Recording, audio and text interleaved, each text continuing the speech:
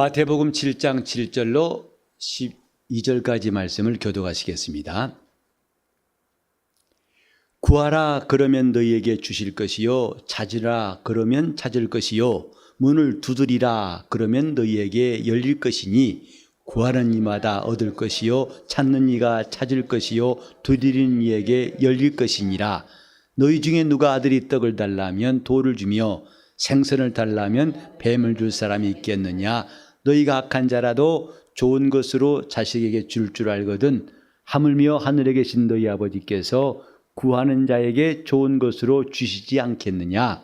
그러므로 무엇이든지 남에게 대접을 받고자 하는 대로 너희도 남을 대접하라. 이것이 율법이요 선지자니라. 아멘. 여러분은 기도하실 때 주님께서 주실 줄 믿으시지요? 이걸 안 믿는다면 기도할 사람이 없을 것입니다. 주님께서 우리에게 기도하라 하실 때에는 그 기도의 응답을 그분이 준비하시고 우리에게 말씀하시는 겁니다.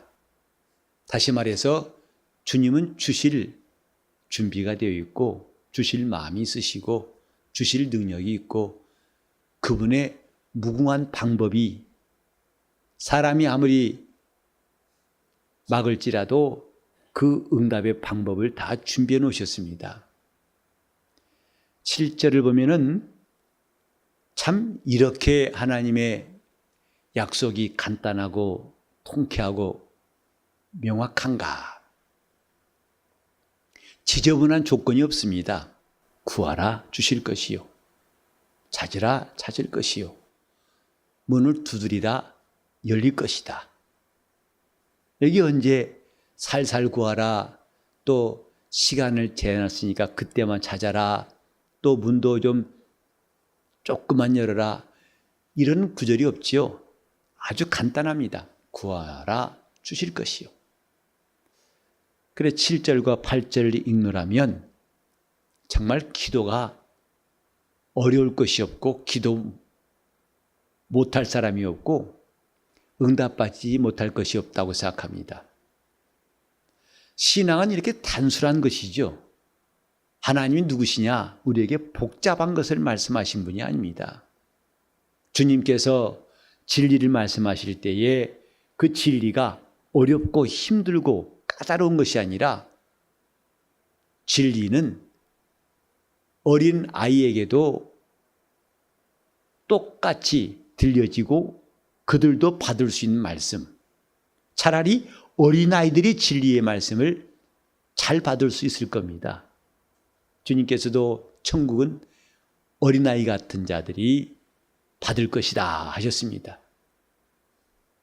예수는 어린아이 같은 사람이 주님 앞에서 순전하고 또 마음이 착한 사람, 다시 말해서 그 속에 불순물이 없는 마음이다 이 말이죠. 그 사람이 예수를 잘 믿을 수 있습니다. 구하라 주실 것이요, 찾으라 찾을 것이요, 문을 두드리라 열릴 것이다. 우리 다시 8절 읽어볼까요? 구하는 이마다 얻을 것이요, 찾는 이가 찾을 것이요, 두드리는 이에게 열릴 것이니라. 이 말씀을 암송도 많이 해봤고 또 부지런히 써보기도 했던 기억이 있을 것입니다. 그런데 우리는 이 말씀이 참 좋은 말씀인데 우리 기도 생활에 이 말씀이 가깝지 않고 조금 멀다고 느끼실 때가 있죠. 참 이 말씀은 좋은 말씀인데 맞아 확실해 이런 것보다는 이 말씀은 이런데 왜 내 현실은 다른가? 이 말씀과 가깝지 않고 뭔가? 맞는 말씀인 것 같은데 내게 힘있게 아멘이 나온 게 아니라 기도 생활하면서 기도가 잘 안 되고 기도했는데 하나님이 응답하시지 않은 것 같고 복잡할 때가 혹시 없으셨습니까? 9절, 10절, 11절은요. 이 7절과 8절에 대해서 보충 설명하신 겁니다. 즉, 이 말씀에 대해서 조금 더 의심할 필요가 없다. 이 말씀을 한 번 더 두드려보고 시험할 필요가 없다. 그걸 증명하시기 위한 말씀이죠. 그래서 너희 중에 누가 아들이 떡을 달라면 돌을 주고 생선을 달라면 뱀을 줄 사람이 있겠느냐? 그럴 사람이 없다는 거죠. 곧 뒤에도 말씀하셨습니다만 자식에게 좋은 것을 준다는 것은 부모에게 너무나 정당하고 의심할 바가 없는 것이다. 그럴 리가 없다는 것입니다. 자녀가 떡 달라는데 돌멩이 주면서 먹으라 할 사람이 있겠느냐. 하물며 악한 자라도 자식에게 줄 때는 좋은 것을 주려고 마음 먹고 있고 또 실제로 주건을 하물며 하늘에 계신 너희 아버지께서 구하는 자에게 좋은 것을 골라주시지 않겠느냐. 이것은 걱정할 필요도 없고 염려할 필요도 없고 의심할 것도 없다는 것을 주님이 설명하신 거예요. 어찌 하나님께서 주시지 않겠느냐, 또 주시더라도 좋은 것으로 주시지 않겠느냐, 이 말씀입니다. 하지만 이렇게까지 듣고서도 우리 마음은 아직도 맞아, 하나님은 반드시 내가 구하는 걸 주셔, 내가 찾는 것을 찾게 하셔, 확실해 이런 마음보다는 그래도 뭔가 구름이 끼고 뭔가 좀 시원찮은 것이 남아있지 않습니까? 금요 기도에 나올 때 여러분이 오늘도 나 응답받으러 간다 하고 씩씩하게 나오신 분들이 이 가운데 있겠죠. 그러나 어떤 분들은 기도회니까 나와서 기도는 하지만은 전에 오랫동안 기도했던 것이 잘 안 됐던 것이 자꾸 떠올라서 내가 뭐가 문제인가, 정말 하나님께서 나를 뭔가 안 좋게 보신 것이 있지 않는가 라고 머리가 복잡한 사람도 이 가운데 있을지 몰라요. 주님은 사람의 마음, 부모의 마음을 예를 들어서 그 부모도 어떤 부모? 악한 자. 선한 사람은 그럴 수 있다 치자. 근데 악한 자라도 자식에게 좋은 것을 줄 알지 않느냐. 비록 악인일지라도 자식한테는 그가 달라고 할 때에 어찌 좋은 걸 주시지 않겠느냐. 하물며 지극히 선하신 하나님께서 구하는 것에 대해서 왜 주시지 않을 리가 있느냐, 이 말씀입니다. 여기까지 해놓고 12절이 나옵니다. 이 12절은 많은 사람들에게 유명한 구절로 알려져 있어요. 이른바 황금률이라고 합니다. 황금의 법칙이다, 이 말이에요. 영어로 golden rule이라고 합니다. 이 말씀이 무엇이길래 그렇게 황금의 계명이라고 하는가?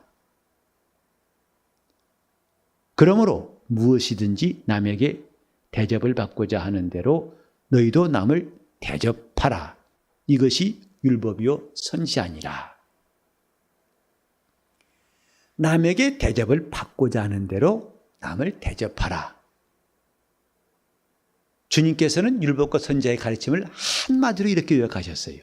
이것이 율법이요 선지아니라.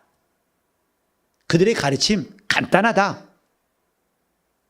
남에게 대접받고자 하는 대로 남을 대접하라. 주님께서 율법과 선지자의 이야기를 하신 이유가 뭘까? 지금 우리는 하나님 앞에 나와서 그분과 만남을 가지고 그분과 사귀고 그분을 가까이 하고 그분의 은혜를 입으려고 하고 그분과 조화를 이루려고 하는 사람들입니다. 그게 신앙생활이죠. 그런데 이것에 기초가 있다, 이 말입니다. 그걸 가르친 사람들이 율법과 선지자입니다. 율법은 하나님을 만날 수 있는 기본, 기초, 가장 중요한 탄탄한 그 밑바탕을 말씀하고 있다 이 말이죠. 한마디로 남에게 대접받고자 하는 대로 남을 대접하라. 만약에 이것이 무너지면은 하나님과의 사귐은 보장이 없다 이 말입니다. 모래 위에 세운 집 같아가지고 잠깐은 세워져 있는 것 같지만은 언제 무너질지 모른다 이 말이죠. 비가 오고 큰 물이 나면 부서지되 살짝 한 구퉁만 부서진 게 아니라 무너져 파괴됨이 심할 것이다. 아주 왕창 무너질 것이다. 그래, 기초가 중요하다는 것을 주님이 말씀하셨는데 그 기초가 뭐냐? 남에게 대접을 받고자 하는 대로 남을 대접하라. 이 기본이 되어 있을 때에 하나님과의 관계도 튼튼해진다 이 말입니다.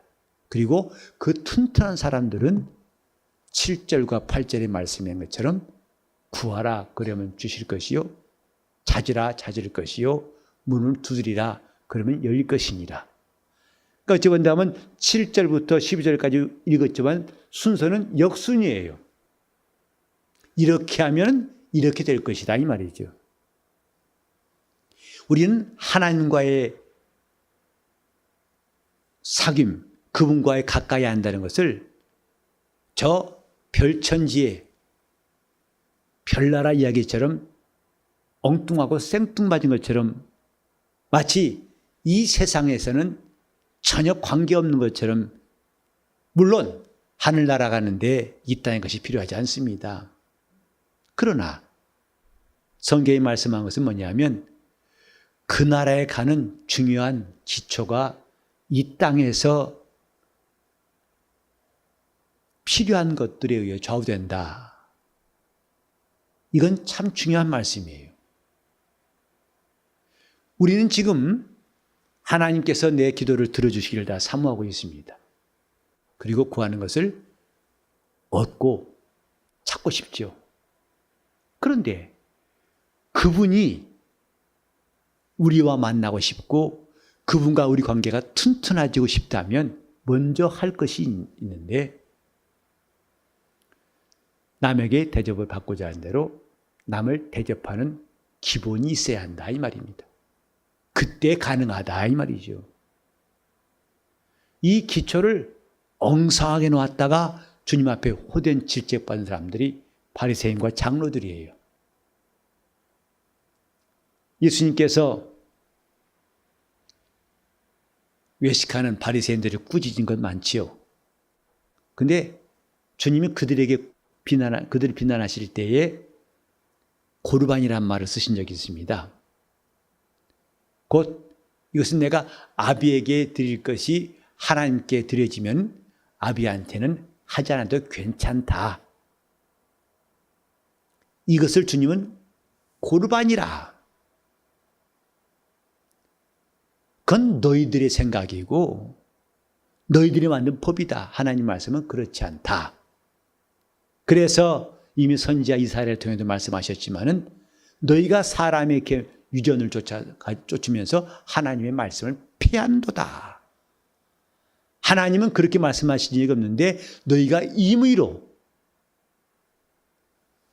이걸 아버지께 드릴 것이지만은 하나님께 드리면은 다 그것이 온전해지고 아버지한테는 안 해도 돼. 이렇게 가르치는 것 자체가 고르반이라 이 말이죠. 잘못되었다는 것입니다. 우리 신앙은 한쪽으로 치우치는 것이 아닙니다. 극단이 아니라 이 말입니다. 조화란 말을 전 쓰고 싶어요. 균형이란 말을 쓰고 싶어요. 그래서 내가 하나님을 위해서 했다면 내 이웃에 대해서는 아무렇지 않고 괜찮아. 이것은 주님이 받으시는 일이 아니다는 것. 주님이 친히 말씀하신 거예요. 남에게 대접받고자 하는 대로 남을 대접하라. 그 성패가 어디서 나오냐면 우리 주님께서 말씀하신 것에 의하면 그것은 하나님과의 관계의 성패를 좌우한다 이 말입니다. 이것이 불완전하고 엉터리면서 하나님과 관계는 잘 될 것이다. 그분과 관계가 형통할 때에 구하라 주실 것이요 찾으라 찾을 것이요 문 두드리라 열릴 것이니라 하는 이 주님 말씀이 다 성취될 것입니다. 우리는 지금 지난 시간도 이어서 말씀드렸지만은 주님 앞에 기도하는 것도 매우 중요합니다. 그래서 믿고 구한 것은 받은 줄로 믿어라. 참 굉장한 믿음이죠. 아직 손에 없는데 이미 주셨다고 믿고 나간다 이 말이에요. 굉장한 믿음이죠. 근데 주님 그 끝에 말씀하시기를 아무에게든지 혐의가 있거든 용서하라. 그리하여야 천부께서 너희를 사해 주실 것이다. 그 말씀이었습니다. 사람과의 관계, 이것이 하나님과 관계를 중요하게 여긴 사람들에게 별로 중요치 않느냐? 오늘 밤에 드리는 말씀은 아니다. 중요하다는 것입니다. 우리는 마태복음 25장 보면 참 마지막 날 주님이 심판하실 때 장면을 보게 되죠. 그때 주님께서 마치 목자가 양과 염소를 나누는 것처럼 그날의 모든 민족들을 모으시고 그들을 나누실 때 오른편에 있는 자와 왼편에 있는 자를 나누시더라 그랬어요. 그리고 그들을 나누신 이유를 말씀했죠.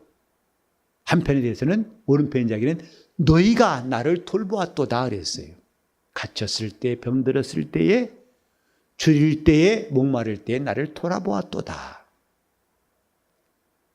또 왼편의 자에게는 저주를 받은 자들아 마귀와 그 사자들을 위해서 예비한 영영한 불에 들어가라. 이는 너희가 나를 돌아보지 않았기 때문이다. 나를 무시했기 때문이다. 똑같이 갇혔을 때, 병들었을 때, 줄일 때, 목마를 때에 나를 돌아보지 않았다. 우리가 언제 돌아봤습니까? 언제 안 돌아봤습니까? 이 지극히 작은 한 사람에게 하지 않는 것이 바로 내게 하지 않는 것이고 이 작은 자에게 한 것이 곧 내게 한 것이니라. 그들이 이웃들에게 한 일을 가지고 주님이 나중에 판단하신다는 것. 우리가 신앙생활하면서 참 마음에 새기고 조심해야 할 것이 바로 이겁니다. 너무 신령해서 하나님과 관계만을 추구하다 보니까 내가 남에게 대접받는 문제는 관계없어. 아직 안 받으면 어때? 이것 또한 한쪽으로 치우친 생각입니다. 남에게 대접받고자 하는 대로 우리가 하나님 앞에서 나올 때도 똑같습니다. 우리는 그분께 받을 대우는 내 스스로가 결정한다는 것. 똑같은 원리죠. 주님 말씀하시기를 잠언 8장 17절에도 나를 사랑하는 자가 나의 사랑을 입으며 나를 간절히 찾는 자가 나를 만날 것이다. 그렇게 찾으니까, 그렇게 주님을 사랑하니까 주님이 그를 만나주시고 그를 사랑하시는 것이고 하나님을 가까이 하라. 그리하면 제가 너희를 가까이 하실 것이다. 우리는 지금 눈에 보이지 않는 하나님의 나라와 그분과의 사귐에 대해서 관심이 있습니다. 그 기초는 눈에 보이는 우리 이웃들의 관계에서부터 시작된다는 것. 이것 매우 중요하다는 것입니다. 남에게 대접받고자 한 대로. 주님 말씀하셨어요. 비판을 받지 않으려거든 비판하지 말라. 우리가 남을 비판하고서 그 사람이 나를 좋게 평할까라고 기대할 수는 없습니다. 남을 욕하고서 나를 그가 칭찬할 거라고 기대한다면 그 기대가 참 헛된 것이겠죠. 우리는 남을 대접하는 그 자체가 그대로 내가 대접받는 모습이라 생각한다면 참 쉽게 이해할 수 있습니다. 저는 지난주에 수요일인가요? 어떤 사람이 이 뒤에 아파트 산다고 목사한테 기도를 부탁하러 온다고 전화를 받았어요. 전사님 통해서. 그래서 기다렸습니다. 올 때까지. 또 바로 뒤에 아파트 산다 하니까 목사는 기대가 되죠. 아, 참, 또 전도할 수 있는 기회가 되겠고 좋다 싶어서 기다렸는데 들어와서 이야기하다 보니까 영 말이 이상해요. 좀 앞뒤가 안 맞고 좀 이상해요. 태어날 때부터 고아원에 맡겨져 가지고 이제는 그 나이가 다 돼 가지고 나와서 이 아파트 산다가 또 그건 또 자기 친구 집에 1개월째 있는데 눈치가 보여서 가야 한다고 그래 가지고 또 전화하다 보니까 저 어디 좋은 데를 찾아 가지고 오늘 밤에 간다고 저 시흥 사거리에서 자기는 속이 안 좋아 가지고 본죽 사 먹고서 이제 시외버스 타고 간다고. 그냥 그러냐고. 근데 심장이 안 좋아가지고 그래서 기도해드리겠다고 기도하고 가는 김에 그냥 보내게 보여서 그러면 가시는 길에 이거 본죽 사 먹으라고 죽 사 먹으라고 돈 줘 보냈어요. 그때 당신 누구야? 라고 부르면 의미가 없어요. 좀 말이 이상한데 의미가 없어요. 달라는 자에게 주라 하신 말씀이 기억나가지고 좀 여러 가지 지혜롭게 이제 방법을 갖는 것 같아요. 전에는 교회 와가지고 계십니까? 하고 무조건 들어와서 좀 한 푼 달라고 하더니 이제는 전에 어떤 분은 교회 와가지고 대구속은 무슨 우리 아버지 집에만 늘 마음이 편합니다 하더니 예배당에 앉아가지고 한참 기도하더라고요. 그리고 나중에 자기가 어디 대구를 가야 되는데 차비가 없어가지고 그래서 10월 3일 개천절 날 다시 올라오는데 꼭 그때 갚겠다고 그랬어요. 그래서 또 차비를 줘 보냈어요. 우리는 그것에 대해서 형사처럼 따지고 그 사람의 거짓인지 밝혀낸 것보다도 우리 주님께서 우리에게 대접하라고 하시고 선을 행하라 하신 기회인 줄 알고 우리가 순종한다면 그건 나중에 후회가 없을 것입니다. 남에게 대접받고자 한 대로 내가 만약에 객지에서 저렇게 한 푼이 없어가지고 어려움을 당할 때 어떤 대접을 받고 싶을까? 그렇게 대접하라. 내가 이렇게 말해가지고 남에게 어떤 대접 받을 것인가? 이런 것부터 능통하고 익숙하다면 하나님께 구할 때에도 그분이 나를 어떻게 대우해 주시기를 원하는 것을 깨닫고 그분께 할 것이다 이 말입니다. 저는 곰곰이 7장 12절을 생각할 때마다 남에게 대접받고자 한 대로 율법과 선지자가 부지런히 가르쳤던 뜻이 뭘까? 하나님과 우리도 똑같은 원리다.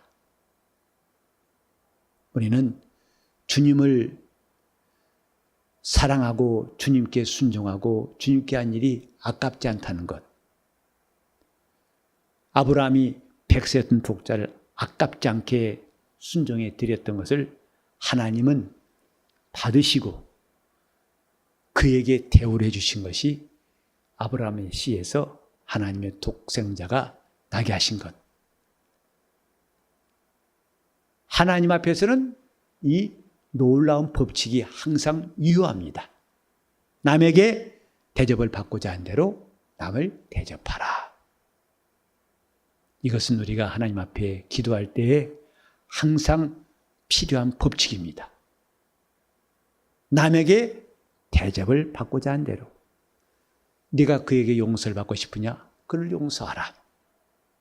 네가 그에게 칭찬 듣고 싶으냐? 그를 칭찬하라. 그의 도움 받고 싶으냐? 먼저 그의 도움이 되어주라.